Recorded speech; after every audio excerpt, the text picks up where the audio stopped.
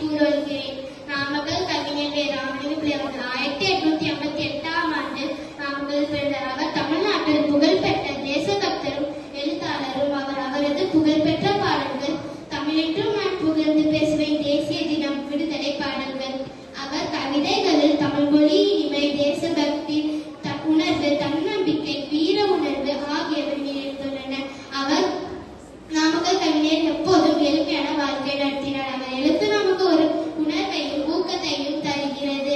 அவர் வீர தமிழர் என பெயரால் அழைக்கப்பட்டார். நாமக்கல் கவிஞர் வே. ராமலிங்க பிள்ளை அவர்கள் 1972ஆம் ஆண்டு காலமானார். ஆனால் அவரது தமிழின் மீது அன்பும் தேசபக்தியும் அறியாதவை. நன்றி. Kongunadu matric higher secondary school, Nallipalayam, Namakkal.